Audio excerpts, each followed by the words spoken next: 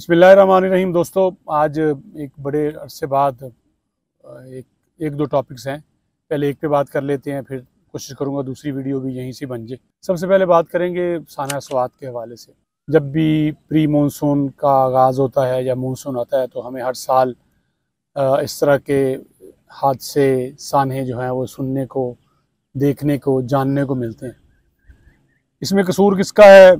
सबसे पहले हम रियासत की बात कर लें तो अगर पाकिस्तान में आप रह रहे हैं, यहीं आप पले बड़े हैं, तो बहुत सारी चीज़ें मेरे ख़्याल में अब हर ज़ी शऊर को, साहिब इल्म को, और जिसने कोई इल्म नहीं भी हासिल किया उसको अंदाज़ा हो चुका है कि पाकिस्तान में बहुत सारी ऐसी चीज़ें हैं जो होनी चाहिए, नहीं हैं।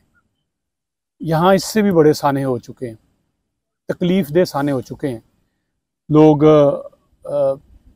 ज़िंदगी ख़त्म कर चुके हैं, मौत की वादियों में चले गए, पूरा पूरा ख़ानदान जो है वो इस दुनिया से चला गया।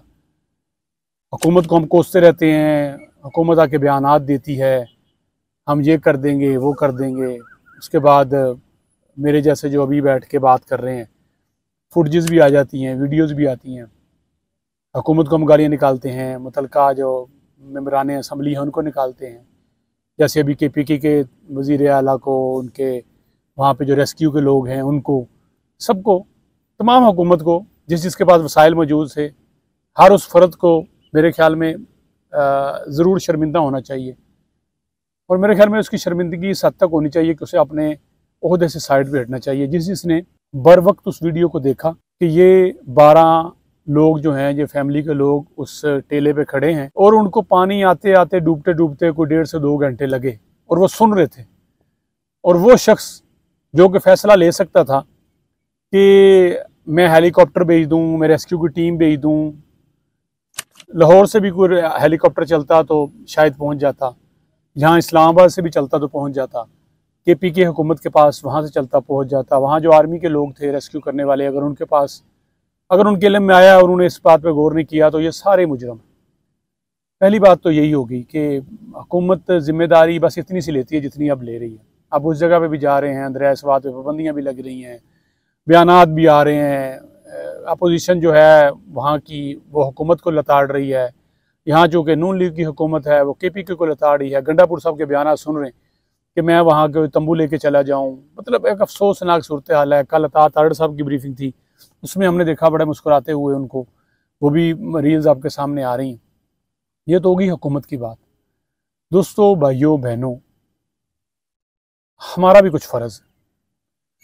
हम लोग भी जब मैदानी इलाकों से, ख़ास कर क्योंकि ये जो पहाड़ों में रहने वाले लोग हैं, इनको अंदाज़ा है कि ये पहाड़ किस तरह बिहेव करते हैं, ये पानी, ये नाले, ये चश्मे, ये किस तरह से बिहेव करते हैं, कब इनमें पानी आना चाहता है, कब यहाँ पे बर्फ़बारी के हवाले से भी आपने देखा कैसे इंसिडेंट होते हैं, इनको पता होता है।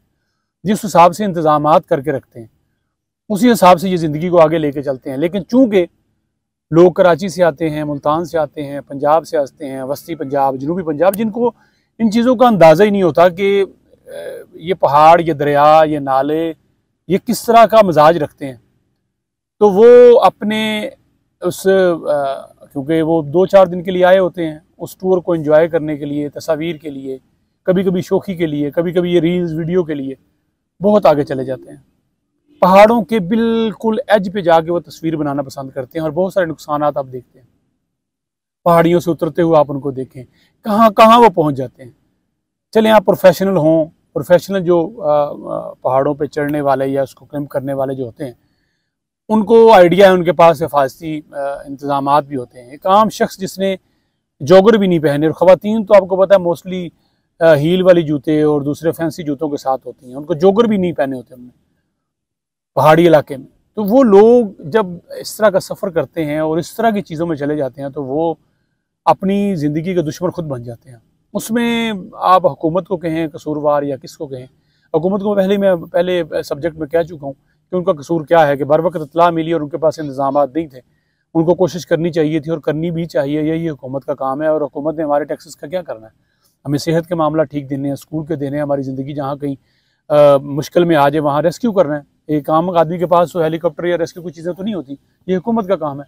बाकी तो ज़िंदगी इंसान ने खुद गुजारनी है, किसी ने कम कमाने, किसी ने ज़्यादा कमाने, किसी ने अच्छे घर में रहना, किसी ने छोटे घर में रहना।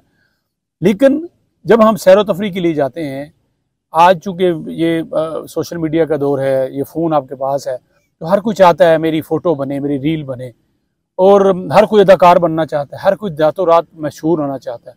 उस मशहूरी के चक्कर में खुद भी जान से जाता है और साथ बच्चों को भी ले जाता है।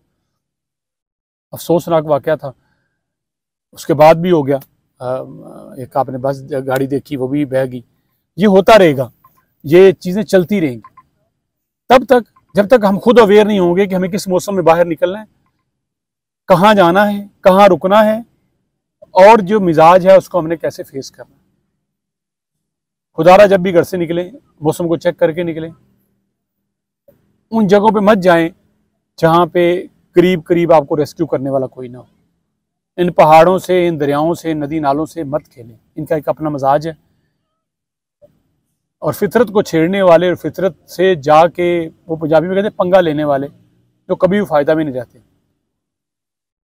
अपना और अपने बच्चों का ख्याल करें। आप बड़े हैं, बड़ों का काम है बच्चों को बताना, प्यार से भी और सख्ती से भी, कि ये काम आपने नहीं करना। आप थोड़ा प्यार से भी करेंगे वो भी ठीक है, प्यार से नहीं मान रहे आप सख्ती भी करेंगे तो वो भी ठीक है, क्योंकि आपको उसकी जान अजीज़ है, आपको उसका मुस्तकबिल अजीज़ है। तो खुदारा जब भी बाहर निकलें आराम से जाएं। खासकर जब ये हम देखते हैं मरी जाते हुए या पहाड़ी इलाके में जाते हुए लोग शीशे से बाहर बैठे होते हैं, ऊपर निकले होते हैं हाई रूफ पे, गाड़ी कट हो रही होती है, गाड़ी घूम रही होती है, और उसी घूमने में कई बार गाड़ी स्लिप होकर नीचे भी चली जाती है। गुजरात के दोस्त देख लें जो गिलगित बल्तिस्तान में जो हुआ सान है, तो वहाँ पे भी चली जाती है और नुकसान उठाते हैं। अपना ख्याल रखें, अपने बच्चों का ख्याल रखें। अपनी ज़िंदगी के सबसे बड़े मुहाफ़िज़ अल्लाह ताला के बाद आप हैं, अपने बच्चों के मुहाफ़िज़ अल्लाह ताला के बाद आप हैं। इसलिए अपना और अपने बच्चों का ख्याल रखें। आज के लिए इतना ही, इजाज़त दीजिए। अल्लाह हाफ़िज़।